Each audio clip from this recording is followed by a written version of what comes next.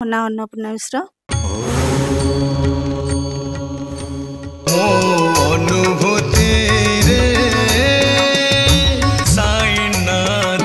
ଏଠି ଘରକୁ ଆସିଲି ମୋ ଶ୍ୱଶୁର ସେତେବେଳେ ବାବାଙ୍କର ଗୋଟେ ଫଟୋ ଆଣିକି ପୂଜା କରୁଥିଲେ ହେଲା। ମୋ ଦିଅର ସେ ଗୋଟେ ITI ଟ୍ରେନିଂ ଯାଇଥିଲେ, ଗୋଟେ ଫଟୋ ଛୋଟ ଫଟୋଟି ଆଣିଥିଲେ, ଆଣିକି ଘରେ ରଖି ଠାକୁରଙ୍କ ପାଖରେ ରଖି ପୂଜା କରୁଥିଲେ।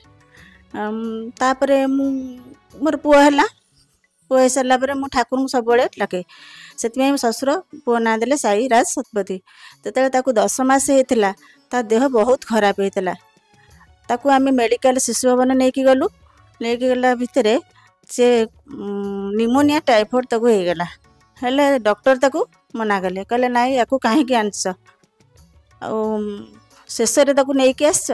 ସେଠୁ ମୁଁ ଜାଣିନି, ବାପା ସେଠୁ କ'ଣ କଲେ, ଠାକୁରଙ୍କୁ ସେ ଫଟୋ ଆଉ ବିଭୂତି ସାଙ୍ଗରେ ନେଇକି ଯାଇଥିଲେ।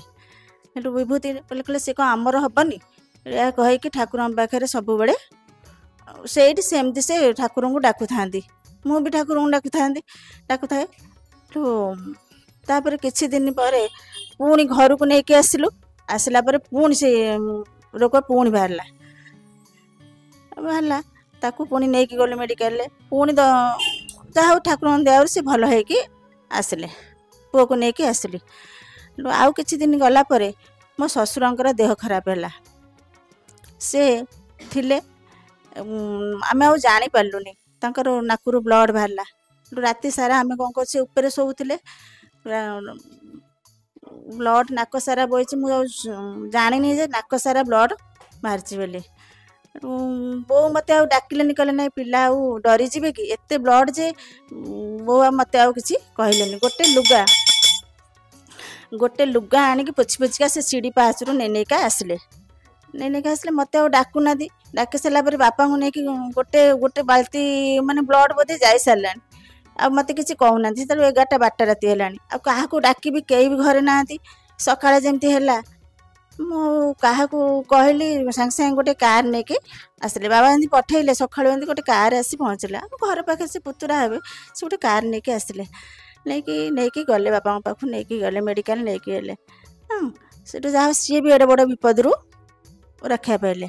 ତାପରେ ଆଉ କିଛି ଦିନ ଗଲା ପରେ ମେ ମାସ ହେଇଥାଏ, ମେ ମାସ ହେଲା, ମୁଁ ସ୍କୁଲ ଯାଉଥାଏ ବାଟରେ ଯେତେବେଳେ ସ୍କୁଲ ଯାଉଥାଏ, ଯେତେବେଳେ 12ଟା ହେବ, ମୋ ପାଖରେ 5,000 ଟଙ୍କା ଥିଲା। ତାପରେ ମୁଁ ଗୋଟେ ସୁନା ଚେନ୍ ପକାଇଥିଲି। କହିଲା ପୋଲ ପାଖରେ ମୋତେ 2 ଜଣ ବାଇକ୍ରେ ଆସିଲେ, ସାଡ଼ୁ ଆମ ଗାଁ ଗିରିଗଲା ପାଖରୁ ବାଇକ୍ରେ 3 ଜଣ ଲୋକ ଆସିଲେ, ଆସିକି ମୋ ଆଗରେ ଠିଆ ହେଇଗଲେ। ସେତେବେଳେ ମେ ମାସ ହେଇଥାଏ, ଖରାଦିନ, ମୁଁ ସେତେବେଳକୁ ଡରିଗଲିଣି। ସେଠୁ ଆଗରେ ଠିଆ ହେଲେ, ମୁଁ ଆଗରେ ଠିଆ ହେଇଗଲା ପରେ ମୁଁ ଡରିଗଲି ଟିକେ। ହେଠୁ ସେ ଦେଖିଲେ ବାବାଙ୍କ ଲକେଟଟା ମୁଁ ବେକରେ ପକେଇଛି। ସିଏ ସେ ଲକେଟଟାକୁ ଦେଖିକି ସେ କ'ଣ ଭାବିଲେ କେଜାଣି, ମୋତେ ସାଙ୍ଗେ ସାଙ୍ଗେ ରିଟର୍ନ କରି ପଛୁଆ ପଳେଇ ଆସିଲେ। ହେଲେ ମୁଁ ଘରେ ଆସି କହିଲି ବାପା ଆଉ ଏଇ ଅବସ୍ଥା, ମୋତେ ଆସି ଘେରିଗଲେ 2 ଜଣ ଲୋକ। ସେତେବେଳକୁ ମୁଁ ଥରିଲିଣି, ମାନେ ଡର ଲାଗିଲାଣି, କାରଣ ମେ ମାସ। ବାପା କହିଲେ ବାବାଙ୍କ ଚମତ୍କାର, ଯେହେତୁ ବାବା ଦେଖିଲେ ତ ବେକରେ ବାବା ଅଛନ୍ତି, ସେଇଥିପାଇଁ ସେ ଫେରିକି ପଳେଇଗଲେ।